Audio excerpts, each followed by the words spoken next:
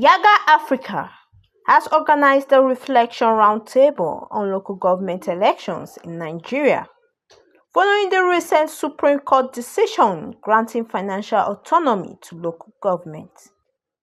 As stakeholders identify ways to ensure transparency and integrity in local government elections, they also express concerns over the growing trend of vote allocation, predictable outcomes, and the dominance of ruling parties during local government elections. Now, we consider the month of October a super month of elections because in the month of October alone, there are over 9 to 10 states that have elections. Most states try to amend their electoral law to make it compatible, with the provisions of the Electoral Act. Some states deviated from those provisions of the Act.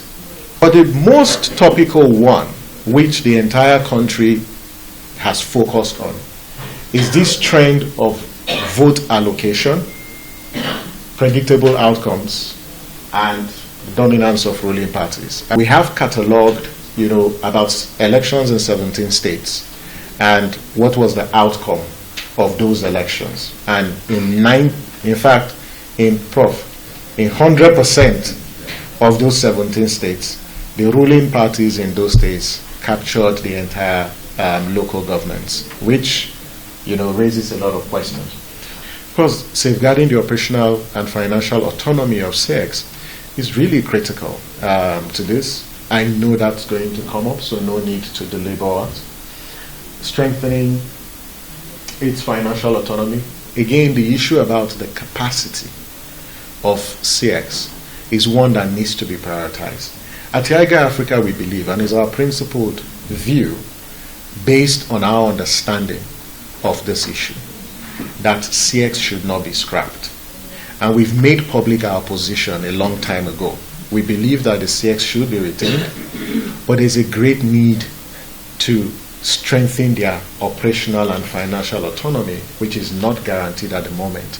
But in addition to that, our state independent electoral commissions require a lot of capacity development.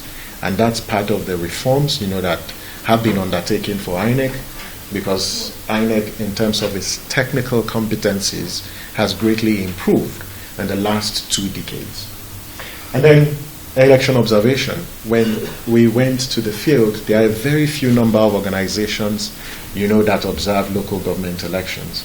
I think in the last count, and as you would see from our reports, there are only about 3 or 4 organizations that closely followed, the local government elections. I think as civil society organizations, we need to prioritize and pay attention to local government elections in the same way that we do for national or off-cycle governorship elections. Citizens are at the heart of the discourse on local governments, and we need to constantly mobilize citizens to take special interest in local government elections.